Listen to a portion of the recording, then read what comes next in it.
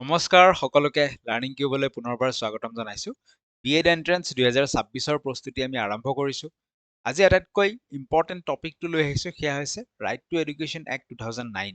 প্ৰত্যেকটো বিএড এন্ট্ৰেন্সত এই এক্টখনৰ পৰা প্ৰশ্ন দেখিবলৈ পোৱা যায়, কাৰণ এক্টখনে ইণ্ডিয়ান এডুকেশ্যন চিষ্টেমত এটা ৰিভলিউচনাৰী চেঞ্জেছ আনিছিল। গতিকে আহক আমি আৰম্ভ কৰিছো আজিৰ ক্লাছটো। আৰম্ভ কৰাৰ আগত লাৰ্ণিং কিউবৰ ফালৰ পৰা এখন কম্প্ৰিহেনচিভ গাইডবুক পাব্লিছ কৰি লোৱা হৈছে, master guidebook for BEd entrance 2026। যিসকলে এইখন পাৰচেজ কৰিব বিচাৰে স্ক্ৰীনত দিয়া নম্বৰত আপোনালোকে হোৱাটছএপ কৰিব। Price only 149 rupees. ইয়াত প্ৰত্যেকটো টপিক কভাৰ কৰা হৈছে, প্ৰত্যেকটো চিলেবাছ কভাৰ কৰা হৈছে। অসমৰ বিএড এন্ট্ৰেন্সসমূহত যিকেইটা টপিক বা চিলেবাছৰ প্ৰয়োজন, কনচেপ্ট প্লাছ MCQ গোটেইখিনি আপোনালোকে এই গাইডবুকখনতে পাব। লগতে এই ভিডিঅ'সমূহ আপোনালোকে শ্বেয়াৰ কৰিব নিজৰ বন্ধুবৰ্গৰ লগত, যাক আপুনি জানে যে তেওঁ বিএডৰ প্ৰিপাৰেশ্যন চলাই আছে। তেতিয়া চেনেলটো অকণ গ্ৰ' হ'ব, ভিডিঅ'সমূহত ক্লাছসমূহত ঠিক ঠাক ভিউজ যদি আহি যায় কণ্টিনিউ কৰাৰ কাৰণেও বহুখিনি সুবিধাজনক হ'ব। আহক আমি তেন্তে আৰম্ভ কৰিছোঁ। আৰম্ভ কৰোঁতে আজি যিটো আমি টপিক পঢ়িম গাইডবুকখনৰ পৰাই পঢ়িম। যদি আমি চাওঁ, ইয়াৰ আগতেও আমি গাইডবুকখনৰ পৰা ইউনিভাৰ্চেলাইজেশ্যন অফ এলিমেণ্টাৰী এডুকেশ্যন এই চেপ্টাৰটো আমি ইতিমধ্যে পঢ়িছোঁ ইউটিউবত। আজি আমি chapter number 7 right to education act 2009 খনৰ বিষয়ে আমি পঢ়িম। আৰম্ভ কৰিছোঁ। প্ৰথম যিটো পইণ্ট যে আমি ৰাইট টু এডুকেশ্যন এক্ট বুলি কওঁ, RTE এক্ট। প্ৰথম পইণ্টটো হৈছে যে এই RTE এক্টখনৰ ফুল নামটো কি, সম্পূৰ্ণ নামটো কি, সেয়া আমাক সুধিব পাৰে। গতিকে সম্পূৰ্ণ নামটো হৈছে right of children to free and compulsory education act 2009। ঠিক আছে, এই সম্পূৰ্ণ নামটো আমি মনত ৰাখিব লাগিব, RTE এক্টখনৰ সম্পূৰ্ণ নাম। এতিয়া RTE এক্টখন পঢ়াৰ আগত আমি অকণমান বেকগ্ৰাউণ্ড চাই ল'ম। ইয়াৰ আগৰ যিটো আমাৰ ক্লাছ আছিল ইউনিভাৰ্চেলাইজেশ্যন অফ এলিমেণ্টাৰী এডুকেশ্যন, সেই ক্লাছটোতো এইখিনি কথা উল্লেখ কৰিছিলোঁ যে 86th কনষ্টিটিউশ্যনেল এমেণ্ডমেণ্টৰ কথা। ঠিক আছে, 86th কনষ্টিটিউশ্যনেল এমেণ্ডমেণ্ট এক্ট কেতিয়া আহিছিল? 2002 চনত আহিছিল। কোনজন প্ৰধানমন্ত্ৰীৰ দিনত আহিছিল? অটল বিহাৰী বাজপেয়ীৰ দিনত আহিছিল 86th কনষ্টিটিউশ্যনেল এমেণ্ডমেণ্ট এক্ট। ঠিক আছে, এই এক্টখনে কি কৰিছিল? এই এক্টখনে যি আমাৰ ৰাইট টু এডুকেশ্যন আছিল, এই ৰাইট টু এডুকেশ্যনক ফাণ্ডামেণ্টেল ৰাইট হিচাপে স্বীকৃতি দিছিল। প্ৰথমতে education, free and compulsory education up to age 14, এই কথা আমাক DPSPত আণ্ডাৰ আৰ্টিকল 45ত আমাক কৈছিল সংবিধানে। ঠিক আছে, আমি যদি চাওঁ আৰ্টিকল 45 আমাৰ DPSP directive principle of state পলিচিয়ে সংবিধানত আৰম্ভণিতে কৈছিল যে ফ্ৰী এণ্ড কম্পালচৰী এডুকেশ্যন হ'ব লাগে চিলড্ৰেন আপ টু 14 ইয়াৰ্ছ। 14 বছৰলৈকে শিশুৱে ফ্ৰী আৰু কম্পালচৰী এডুকেশ্যন পাব। কিন্তু DPSPটো নন জাষ্টিচিয়েবল, তাৰমানে সেই যে DPSPত লিখা আছে যদিও সেইটো লৈ কিনে আমি কোৰ্টত যাব নোৱাৰো যে আমাক দেখোন চৰকাৰে এডুকেশ্যনৰ সুবিধা দিয়াই নাই। তাৰ কাৰণে কি কৰিবলগীয়া হ'ল, 2002 চনত সংবিধানখন সংশোধন কৰি ৰাইট টু এডুকেশ্যনক ফাণ্ডামেণ্টেল ৰাইট হিচাপে ঘোষণা কৰিলে, মৌলিক অধিকাৰ হিচাপে। মৌলিক অধিকাৰ মানে কি? চৰকাৰে সেইটো দিবই লাগিব। তাৰপিছত এটা নতুন আৰ্টিকল সংযোজন কৰা হ'ল। আৰ্টিকলটো কিমান? Article 21A। ঠিক আছে, আৰ্টিকল 21A। আৰ্টিকল 21A কি কৰে? এডুকেশ্যনক ফাণ্ডামেণ্টেল ৰাইট হিচাপে ঘোষণা কৰে। এতিয়া ফাণ্ডামেণ্টেল ৰাইট সংবিধানৰ কোনটো পাৰ্টত আছে? বোলে পাৰ্ট 3ত আছে। আৰু ৰাইট টু এডুকেশ্যন, এই ফাণ্ডামেণ্টেল ৰাইটটো একজেক্টলি কোনটো আৰ্টিকলত আছে? বাৰে বাৰে প্ৰশ্ন সোধে, সেয়া হৈছে আৰ্টিকল 21A আছে। ঠিক আছে, এইখিনি কথা আমি বেকগ্ৰাউণ্ড অকণমান বুজি পালো। ইয়াৰ লগতে 86 কনষ্টিটিউশ্যনেল এমেণ্ডমেণ্টখনে এটা ফাণ্ডামেণ্টেল ডিউটি এড কৰিছিল, আৰ্টিকল 51A কে। কি ডিউটি? যে article 21A right to education চৰকাৰক কয় যে চৰকাৰ তোমালোকে ফ্ৰী এণ্ড কম্পালচৰী এডুকেশ্যন দিবই লাগিব। ফাণ্ডামেণ্টেল ডিউটি এটাও লগতে এড কৰি দিছে, আৰ্টিকল 51A কে। সেই ফাণ্ডামেণ্টেল ডিউটিটো কয় যে মাক দেউতাকৰো এইটো কৰ্তব্য যে চিলড্ৰেনক স্কুলত পঠাব বা পঢ়াৰ যিটো অপৰচুনিটিটো দিব। মাক দেউতাকৰ ৰেছপনচিবিলিটিৰ কথা এড কৰিছে এজ এ ফাণ্ডামেণ্টেল ডিউটি। এইখিনি আছিল বেকগ্ৰাউণ্ড। এতিয়া মূল পইণ্টলৈকে ঘূৰি যাওঁ যে ফাণ্ডামেণ্টেল ৰাইট দিটো দিলে, বাট সেইটো ইমপ্লিমেণ্ট কেনেকৈ কৰিব? চৰকাৰে সংবিধানত লিখিটো দিলে যে চৰকাৰে দিবই লাগিব, বাট দিব কেনেকে? ৰোড মেপটো কি হ'ব? ৰুলছ ৰেগুলেশ্যন কি হ'ব? কাক দিব? কেনেকে দিব? টিচাৰ কিমানজন থাকিব? স্কুলৰ ইনফ্ৰাষ্ট্ৰাকচাৰ কেনেকুৱা হ'ব লাগিব? ডিজেবল চিলড্ৰেন খিনিৰ লগত কি কৰিব? সেই গোটেই ৰুলছ ৰেগুলেশ্যনছ নৰ্মছ কি ধৰণে আগবাঢ়িব সেইবোৰ ঠিক কৰিবলৈ চৰকাৰে সময় ল'লে। 2002ৰ পৰা সময় লৈ পেলাই 2009 চনত গৈ কিনে ফাইনেলি ৰাইট টু এডুকেশ্যন এক্টখন কি হ'ল? পাৰ্লিয়ামেণ্টত ইনেক্ট হ'ল। ইনেক্ট হোৱা আৰু ইমপ্লিমেণ্ট হোৱাৰ মাজত আকৌ পাৰ্থক্য আছে। ইনেক্ট মানে যিদিনাখন পাছ হ'ল, ঠিক আছে, কেতিয়া পাছ হ'ল? বোলে 4 আগষ্ট 2009 চনত পাছ হ'ল। 2009 বুলি মনত ৰাখিলে হ'ব। বাট আমাক সুধিব পাৰে ইমপ্লিমেণ্ট কেতিয়াৰ পৰা হৈছে? RTE এক্টখন ইমপ্লিমেণ্ট হৈছে 1 এপ্ৰিল 2010ৰ পৰা। হৈ গ'ল। দুটা পইণ্ট আমি মনত ৰাখিলো। এটা হৈছে যে ফুল ফৰ্ম 2010, দেখিছে ইমপ্লিমেণ্ট কেতিয়াৰ পৰা হৈছে? 1 এপ্ৰিল 2010ৰ পৰা। এটা ফুল ফৰ্মটো মনত ৰাখিব লাগিব, আনটো হৈছে ইমপ্লিমেণ্ট কেতিয়াৰ পৰা হৈছে সেইটো মনত ৰাখিব। নেক্সট আমি যাওঁ। এই এক্টখনৰ অবজেক্টিভ কি আছিল? এই RTE এক্টখনৰ থিম বুলি যদি আমি কওঁ, থিম কি আছিল? এই এক্টখনৰ থিম বা অবজেক্টিভ বুলি ক'লে দুটা পইণ্ট আমি মনত ৰাখিব লাগিব। সেয়া হৈছে ইনক্লুচিভ এডুকেশ্যন, আনটো হৈছে ইকুইটি ফৰ এভৰি চাইল্ড। এই দুইটা টাৰ্মৰ এতিয়া মিনিং কি? ইনক্লুচিভ এডুকেশ্যন, তাৰ অৰ্থটো হৈছে যে ক্লাছৰুমসমূহ আমি এই ধৰণে ডিজাইন কৰিব লাগে যাতে তাত সকলো ধৰণৰ children from diverse background can participate. এতিয়া কোনোবা এজন যদি ফিজিকেলি ডিজেবল্ড হয়, ডিফাৰেণ্টলি এবল্ড হয়, তেওঁলোকেও যাতে সেই ক্লাছৰুমটোত ফিট হ'ব পাৰে সেই হিচাপে আমি এডুকেশ্যন দিব লাগিব। ইনক্লুচিভ এডুকেশ্যন, সকলোকে সাঙুৰি। আগতে কি আছিল? আগতে আছিল যে ডিফাৰেণ্টলি এবল্ড চিলড্ৰেনসকলৰ কাৰণে বেলেগকে স্কুল আছিল। বাট ৰাইট টু এডুকেশ্যন এক্টখনে সকলোকে এখন স্কুলত আনিব বিচাৰিছে। লগতে equity for every child. Equity মানে কি? ইকুইটি আৰু ইকুৱেলিটিৰ মাজত এটা ডিফাৰেঞ্চ আছে। ইকুৱেলিটি মানে সকলোকে সমান সুবিধা দিয়া। এতিয়া দুজন ল'ৰা আছে, এজন ইয়াতে আছে, এইটো পজিশ্যনত আছে, আন এজন ল'ৰাৰ পজিশ্যনটো অকণমান তলত আছে। দুইজনকে যদি মই সমানে সুবিধা দিওঁ কি হ'ব? ষ্টিল এই লাৰ্ণিং গেপটো ৰৈ গৈছে। দেখিছো দুইজনকে সমান সুবিধা দিলে ইয়াত থকাজন ইয়ালৈকে যাব, ওপৰত থকাজন আৰু বেছি ওপৰলৈকে যাব। চ' যিটো ডিফাৰেঞ্চটো এতিয়াও থাকি গ'ল। That is equality. But equity is a positive concept. Equity কি কৰিব? যাৰ প্ৰয়োজন বেছি, যোনে বেছি তলত আছে, তাক এডিশ্যনেল সুবিধা দিব যাতে সেই লাৰ্ণিং গেপটো কমি যায়, দুইটা এটা পজিশ্যনত আহি যায়। চ' RTE এক্টখনৰ অবজেক্টিভ হৈছে ইনক্লুচিভ এডুকেশ্যন, সকলোকে সাঙুৰিব লাগে। লগতে এডুকেশ্যন কেনেকুৱা হ'ব লাগে? ইকুইটেবল, ইকুইটি থাকিব লাগে। তাৰমানে যাৰ যোনে বেকৱাৰ্ড তাক সুবিধা বেছিকে দিয়া যাতে দুয়োজনে আহি সমান জেগাত ৰৈ যায়। পালো আমি বুজি? ঠিক আছে। নেক্সট কি কৈছে? এই এক্টখনৰ এইম কি? যে ইউনিভাৰ্চেল এক্সেছ, প্ৰত্যেকজন শিশুৰ ওচৰলৈকে স্কুল গৈ পাব লাগিব, প্ৰত্যেকখন গাঁৱত স্কুল থাকিব লাগিব। ইউনিভাৰ্চেল এক্সেছ, প্ৰত্যেকে স্কুলত পঢ়াৰ সুবিধা লাভ কৰিব লাগিব। ইকুইটিৰ কথা ক'লো, ইনক্লুজনৰ কথা ক'লো। এলিমিনেট ডিছক্ৰিমিনেশ্যন, ক্লাছৰুমত বা স্কুলত কোনো ধৰণৰ ডিছক্ৰিমিনেশ্যন থাকিব নালাগে যে ই অমুক জাতিৰ, ই অমুক বেকগ্ৰাউণ্ডৰ, সেইকাৰণে ইয়াক এডমিশ্যন নিদিওঁ, সেইবোৰ বস্তু থাকিব নালাগে। ৰিডিউচ ড্ৰপ আউট ৰেটছ, যাতে ড্ৰপ আউট ৰিডিউচ কৰিব পাৰে, স্কুল যে আধাতে এৰি যায় সেইবোৰ ৰিডিউচ কৰাৰ কাৰণে ষ্টেপ ল'ব। কি ধৰণৰ বোলে মিড ডে মিল দিব পাৰোঁ, সেইটো এটা ষ্টেপ। ঠিক আছে। কোৱালিটি ইম্প্ৰুভমেণ্ট, ইনক্লুচিভ এডুকেশ্যনৰ কথা ক'লোঁ, চাইল্ড চেণ্টাৰ্ড এডুকেশ্যনৰ কথা ক'লোঁ, হলিষ্টিক ডেভেলপমেণ্ট, সামগ্ৰিক বিকাশ হ'ব লাগিব চাৰিওফালৰ পৰা। অকল যে পঢ়াত বিকাশ হ'ব সেইটো নহয়, পঢ়াৰ লগতে খেলা ধূলা বা নিউট্ৰিচনেল ছাপৰ্ট, ফিজিকেল, চাৰিওফালেদি গ্ৰ'থ হ'ব লাগিব। নেক্সট ইম্পৰ্টেণ্ট পইণ্টটো হৈছে যে কোন বছৰৰ পৰা কোন বছৰলৈকে শিশুক সাঙুৰি লয় RTE এক্টখনে। RTE এক্টখনে ফ্ৰী এণ্ড কম্পালচৰি এডুকেশ্যনৰ দিব খোজে কাক? 6ৰ পৰা 14 বছৰলৈকে থকা শিশুসকলক। ক্লাছ হিচাপত চাব গ'লে ক্লাছ 1ৰ পৰা ক্লাছ 8লৈকে।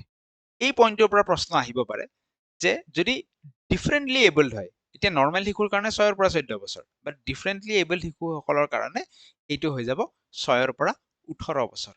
ঠিক আছে। Write off person with disability act এখন আহিছিল 2016 চনত। RPWD এক্ট, সি 6ৰ পৰা 18 বছৰলৈকে শিশুসকলক, ডিফাৰেণ্টলি এবল্ড শিশুসকলৰ কাৰণে 14 নহয়, সেইটো কিমান হৈ যায়? মেক্সিমাম এজটো 18 বছৰলৈকে ফ্ৰী এণ্ড কম্পালচৰি এডুকেশ্যন পাব। বুজি পাইছো আমি? ঠিক আছে। এতিয়া কি কি প্ৰভিজনছ আছে, কি কি প্ৰভিজনছ ইয়াত আমি চাই যাম প্ৰথম এজ কভাৰেজটো আমি চালো 6 পৰা 14 বছৰ শিশুসকলে ফ্ৰী এণ্ড কম্পালসৰি এডুকেশ্যন পাব আৰু ডিফাৰেণ্টলি এবল হলে 6 পৰা 18 বছৰলৈকে লগতে আমি এইটোও চালো যে এডুকেশ্যন এটা কি হৈ গ'ল ফাণ্ডামেণ্টেল ৰাইট হৈ গ'ল ইয়াত জনাই থওঁ যে আগতে এডুকেশ্যনটো কি আছিল ৱেলফেয়াৰ আছিল ৱেলফেয়াৰ মানে চৰকাৰে দিলে ভাল নিদিলে আমাৰ হাতত কৰিবলগীয়া একো নাই বৰ্তমান হেল্থ সেক্টৰ এটা যেনেকুৱা যে চৰকাৰে যদি হেল্থ সেক্টৰত কাম কৰিছে ভাল কথা ৱেল এণ্ড গুড আমাৰ কাৰণে ভাল যদি হেল্থ সেক্টৰত চৰকাৰে কাম কৰা নাই আমি গৈ ফালে কোৰ্টত যাব নোৱাৰো যে চৰকাৰে আমাক দেখোন আমাৰ গাঁৱৰ হস্পিটেলখন দেখোন ঠিক কৰা নাই আমি কোৰ্টত যাব নোৱাৰো কাৰণ সেইটো কি ৱেলফেয়াৰ হৈ আছে এডুকেশ্যনৰ আগত ৱেলফেয়াৰ আছিল বাট যেতিয়াৰ পৰা ফাণ্ডামেণ্টেল ৰাইট হ'ল চৰকাৰে যদি আমাক সুবিধাখিনি নিদিয়ে আমি কোৰ্টত যাব পাৰো ঠিক আছে নেইবাৰহুড স্কুল কনচেপ্ট আহি গৈছে ওচৰত থাকিব লাগিব এপ্ৰপ্ৰিয়েট ডিষ্টেঞ্চত এজ এপ্ৰপ্ৰিয়েট এডমিশ্যন এইটোৰ পৰা আহিব পাৰে এইটো অলপ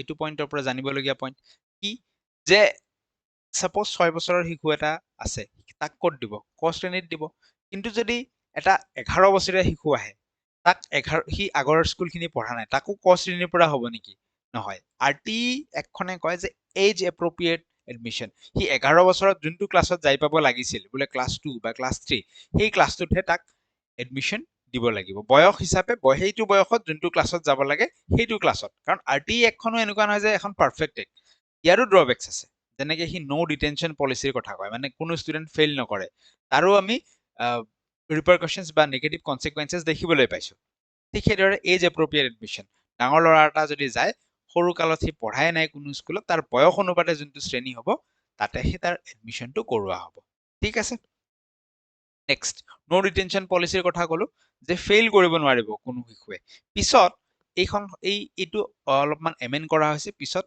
এইটো সিদ্ধান্ত লোৱা হৈছে যে কোনোবা ষ্টেটে যদি নিজে ডিচাইড কৰিব খোজে যে ডিটেনশ্যন মানে ফেইল কৰাব নে নাই ক্লাছ 5 আৰু ক্লাছ 8ত ফেইল কৰাব পাৰে ঠিক আছে নেক্সট এইটো ইম্পৰ্টেণ্ট যে আৰটি একখনে ফিজিকেল পানিছমেণ্ট বেন কৰে সেইকাৰণে যেতিয়া আমাৰ টিচিং এপ্টিটিউডৰ প্ৰশ্নবিলাক আহিব আমি কেতিয়াও সদায় আমি চাব লাগে যে ক'ৰবাত পানিছমেণ্ট শব্দটো লিখিছে নেকি যদি পানিছমেণ্ট শব্দটো লিখিছে সেইটো কেতিয়াও আনসাৰ হ'ব নোৱাৰে যে ক্লাছৰুম সিচুৱেশ্যন এনেকুৱা আছে তুমি এইটো ক্ষেত্ৰত কি কৰিবা পানিছমেণ্টত কেতিয়াও আমি ৰাইট ক্লিক নকৰো আমি পানিছমেণ্টক সদায় ৰং ক্লিক কৰিম নেক্সট আৰু এটা এনেকুৱা দিব পাৰে যে বেলেগ বেলেগ ধৰণৰ ল'ৰা ছোৱালী আছে কিছুমান চোকা আছে কিছুমান দুৰ্বল আছে তাহাঁতক তুমি কেনেকে টেকেল কৰাবা চোকাখিনিক আৰু দুৰ্বলখিনিক বেলেগকে বহাবা নেকি দুৰ্বলখিনিক বেলেগকে বহাই ক্লাছ কৰাবা নেকি এনেকুৱা টাইপৰ টিচিং এপ্টিটিউডত প্ৰশ্ন আহিব সেইটোত আমি কি কৰিম য়েছ কম নে ন' কম অলৱেজ ন' কিহৰ কাৰণে আৰটি একখনে কি কৈছে ইনক্লুজন সকলোকে সাঙুৰা তুমি সি ডিফাৰেণ্টলি এবল হওক সি চোকা হওক সি দুৰ্বল হওক যেনেকুৱাই হওক সকলোকে আমি একেলগে সাঙুৰিব লাগিব চ' সেইকাৰণে যদি কয় গ্ৰুপিঙৰ কথা গ্ৰুপিঙতো আমি সদায় ন'ৰ ফালে যাম প্ৰেক্টিকেলি যি থাকক প্ৰেক্টিকেলি কেতিয়াবা গ্ৰুপিংটো আমাৰ ভাল লাগিবও পাৰে যে চোকাখিনিক বেলেগকে বহালো অলপ দুৰ্বলখিনিক বেলেগকে বহাই তাহাঁতক বেলেগকে শিকালো আমি ভাবিব পাৰো সেইটো practically but as a whole যেতিয়া আমি চাম গোটেই ভাৰতৰ কাৰণে যেতিয়া চাম বস্তুটো তেতিয়া গ্ৰুপিং সদায় আমি কি বুলি চাম এটা নেগেটিভ কনচেপ্ট বুলি চাম ইনক্লুচিভ এডুকেশ্যনটো আমি এটা পজিটিভ কনচেপ্ট হিচাপে সেইকাৰণে টিচিং এপ্টিটিউডৰ কুৱেশ্যনত ইনক্লুজন থাকিলে তাক আমি ৰাইট দিম গ্ৰুপিং থাকিলে বা ছেপাৰেশ্যন কিবা থাকিলে আমি তাক ৰং দিম হ'ব প্ৰহিবিশ্যন অফ স্ক্ৰিনিং প্ৰচিডিউৰ্ছ মানে কিছুমান স্কুলত দেখো প্ৰাইভেট স্কুলত এডমিশ্যনৰ কাৰণে কি লয় টেষ্ট লয় ইণ্টাৰভিউ লয় চ' আৰটি একখনৰ মতে স্কুলে সেইটো কৰিব নোৱাৰে চ' সেইকাৰণে গভমেণ্ট স্কুলবিলাকে এই স্ক্ৰিনিং প্ৰচিডিউৰ কৰিব নোৱাৰে কেপিটেশ্যন ফিজ প্ৰহিবিটেড এই যে এডমিশ্যন ফিজ থাকে সেইবিলাকো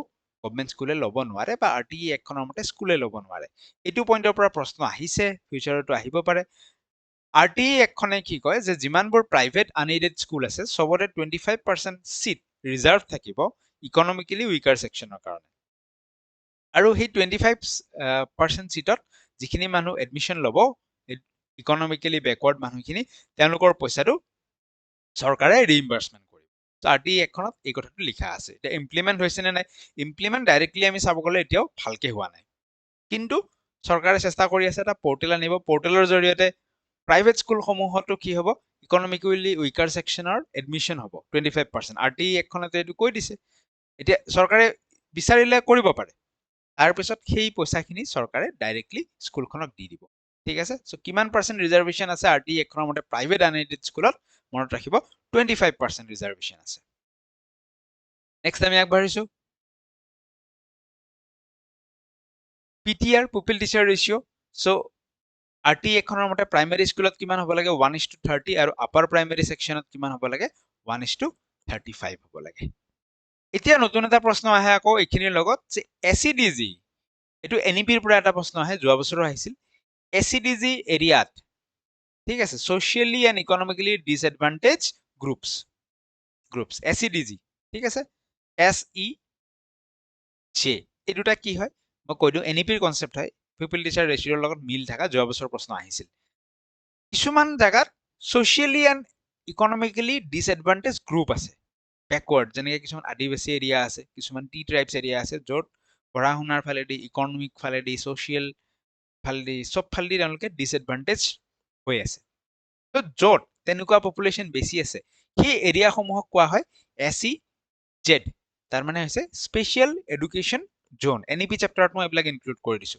স্পেশাল এডুকেশ্যন জোন এতিয়া স্পেশাল এডুকেশ্যন জোন যদি হয় তাত পুপিল টিচাৰ ৰেশিও কিমান হ'ব তাত পুপিল টিচাৰ ৰেশিও হ'ব 1:25 মানে প্ৰত্যেক 25 ষ্টুডেন্টৰ এগেইনষ্টে এজনকৈ শিক্ষক থাকিব এই প্ৰশ্নটো যোৱা বছৰ আহিছিল হ'ব নেক্সট ওয়াৰ্কিং ডেজ বা ওয়াৰ্কিং আৱাৰ্স কিমান হ'ব লাগে টিচাৰৰ ক্ষেত্ৰত প্ৰাইমেৰী টিচাৰৰ ক্ষেত্ৰত 200 দিন বছৰত কাম কৰিব লাগে আৰু ঘন্টা হিচাপত যদি চাওঁ 800 ইনষ্ট্ৰাকচনেল আৱাৰ্স থাকিব লাগে আপাৰ প্ৰাইমেৰী ক্ষেত্ৰত 220 ওয়াৰ্কিং ডেজ হ'ব লাগে আৰু 1000 আৱাৰ্স তেওঁলোকে কাম কৰিব লাগে টিচাৰে প্ৰত্যেক সপ্তাহত মিনিমাম কিমান কাম কৰিব লাগে 45 আৱাৰ্স কাম কৰিব লাগে এইবিলাক RTE এখনত কৈ দিছে যোৱা বছৰ এটা প্ৰশ্ন আহিছিল যে টিচাৰে কিমান ঘন্টা ট্ৰেনিং ল'ব লাগে NEPৰ মতে তো টিচাৰে 50 আৱাৰ্স ট্ৰেনিং বুলি ক'লে কিমান ল'ব লাগে 50 আৱাৰ্স CPD continuous professional development training কিমান ল'ব লাগে 50 ঘন্টা GTPGT এই প্ৰশ্নটো আহি গৈছে হ'ব ঠিক আছে RTE এখনে আৰু কি কয় ইনফ্ৰাষ্ট্ৰাকচাৰৰ ক্ষেত্ৰত কয় যে টয়লেট থাকিব লাগে সেপাৰেট গাৰ্লছ আৰু বয়জৰ ক্ষেত্ৰত ড্ৰিংকিং ওয়াটাৰ ফেসিলিটি থাকিব লাগে এইটো বেৰিয়াৰ ফ্ৰী এক্সেস সেইকাৰণে আজিকালি প্ৰাইমেৰী স্কুলবিলাকত চাব কিছুমান ৰেম্প নিৰ্মাণ কৰা হৈছে চিৰিৰ সলনি কি ৰেম্প কোনোবা যদি হুইল চেয়াৰত আহে হিউ যাতে স্কুলৰ ক্লাছৰুমটোলৈকে উঠি যাব পাৰে সেইকাৰণে ৰেম্প নিৰ্মাণ কৰা হৈছে this is barrier free access অলপ আগত যে ক'লো ইনক্লুসিভ এডুকেশ্যনৰ কথা তুমি স্কুলখনক এনেকে ডিজাইন কৰা যাতে তাতে সকলো ধৰণৰ ডিফাৰেন্টলি এবল সকলেও আহি পঢ়িব পাৰে পঢ়িব পাৰে ক্লাছৰুমত পাৰ্টিসিপেট কৰিব পাৰে ঠিক আছে লগতে কয় যে প্লেগ্ৰাউণ্ড আৰু লাইব্ৰেৰী ফেসিলিটি থাকিব লাগে এইবিলাক কথা প্ৰহিবিশনছ আন্ডাৰ RTE এক কি তুমি কৰিব নোৱাৰা অলপ আগত আমি ডিসকাস কৰিছো পানিশমেন্ট দিব নোৱাৰা মেন্টেল হেৰাসমেন্ট দিব নোৱাৰা স্ক্ৰিনিং কৰিব নোৱাৰা তাৰ মানে এডমিশনৰ কাৰণে টেষ্ট পাতিব নোৱাৰা কেপিটেশন ফিজ এই যি পইচা লয় এডমিশনৰ কাৰণে এইবোৰ ল'ব নোৱাৰা টিচাৰে প্ৰাইভেট টিউশন ল'ব নোৱাৰে RTE এখনৰ মতে আনৰেকগনাইজ স্কুল তুমি চলাব নোৱাৰা এই যে স্কুলসমূহ কিছুমান ইউডাইছত নাম নাই ক'তো নাম নাই কাৰো ৰেকগনিশ্যন নাই সেনেকুৱা চলাব নোৱাৰা পাৰমিশন ল'ব লাগিব ৰেকগনাইজ হ'ব লাগিব ঠিক আছে আৰু লগতে ডিসক্ৰিমিনেটৰি প্ৰেক্টিস সেপাৰেট কৰিলা তুমি যোৱা বেলেগ ক্লাছৰ হয় কিবা হয় তুমি ওভাৰ সেইবিলাক ডিসক্ৰিমিনেশ্যন আমি কৰিব নোৱাৰো ঠিক আছে কাষ্ট ক্ৰিড সেক্স এইবিলাকৰ ওপৰত আমি ডিসক্ৰিমিনেশ্যন কৰিব নোৱাৰো নো ডিটেনশন পলিচিৰ ক্ষেত্ৰত কি কয় যে অৰিজিনেলি তো নো ডিটেনশন পলিচি আছিল মানে তুমি ক্লাছ 8 লৈকে কাকো ফেইল কৰাব নোৱাৰা হেতু কৈছিল বাট পিছত 2019 চনত এখন এমেন্ড হল তেতিয়া কৈছে যে তুমি ক্লাছ 5 আৰু ক্লাছ 8 ত এক্সাম পাতি কেনে কি কৰাব পাৰা কাৰোবাক ফেইল কৰাব বিচাৰিলে কৰাব পাৰা বাট হেতু ডিসিশন হ'ব ষ্টেট ৰাজ্যখনে নিজে ডিসাইড কৰিব লাগিব স্কুল মেনেজমেন্ট কমিটিৰ ওপৰত RTE এখনে গুৰুত্ব দিয়ে RTE এখনে স্কুলসমূহক কমিউনিটিৰ এটা অংশ হিচাপে ভাবে কমিউনিটিৰ লগত স্কুলখনক লিংক কৰাব বিচাৰে ঠিক আছে সেইকাৰণে কৈছে যে প্ৰত্যেকখন গভৰ্ণমেণ্ট স্কুলৰ এখনকৈ SMC বা স্কুল মেনেজমেন্ট কমিটি থাকিব লাগিব তাৰে স্কুল মেনেজমেন্ট কমিটিখনৰ 75% মেম্বাৰ পেৰেন্টস বা গাৰ্জেন হ'ব লাগিব আৰু তাৰে 50% ওমেন হ'ব লাগিব ঠিক আছে নেক্সট এইটোৰ পৰা প্ৰশ্ন দেখা নাই বাট সুধিব পাৰে যে এই যে RTE এখন ইমপ্লিমেন্ট হৈছে নে নাই হোৱা কোনে নজৰ দিব তো নজৰ দিবলৈ কি আছে আমাৰ NCPCR national commission for protection of child rights কোনে নজৰ দিব RTE এখন ইমপ্লিমেন্ট হৈছে নে নাই NCPCR national commission for protection of child rights ঠিক আছে নেক্সট কি পইণ্ট আছে লগতে যিবোৰ লোকেল অথৰিটিজ আছে মিউনিচিপাল কৰ্পোৰেশ্যন পঞ্চায়ত জিলা পৰিষদ এইসকলেও কি কৰিব যে গ্ৰাছৰুট লেভেলত RTE এখনৰ কি ধৰণৰ ইমপ্লিমেন্টেশ্যন হৈছে স্কুলসমূহে ঠিক ঠাককে কাম কৰি আছে নে নাই চাব পাৰিব ক্লিয়াৰ হৈছে সো থুলমূলকে এইখিনি আছিল আমাৰ RTE এখনৰ বিষয়ে এইখিনি আমাৰ RT এক্টখনৰ বিষয়ে আছিল। আজিৰ ক্লাছটো কেনে পালে জনাব। চেনেল ছাবস্ক্ৰাইব কৰিব ভাল লাগিলে পুনৰ আমি এই ধৰণৰ ক্লাছ লৈ আহিম। গাইডবুকখন ল'ব বিচৰাসকলে হোৱাটছএপ কৰিব স্ক্ৰীনত দিয়া নাম্বাৰত। ঠিক আছে, থেংক ইউ ছ' মাছ। পুনৰ লগ পাম নেক্সট ক্লাছত।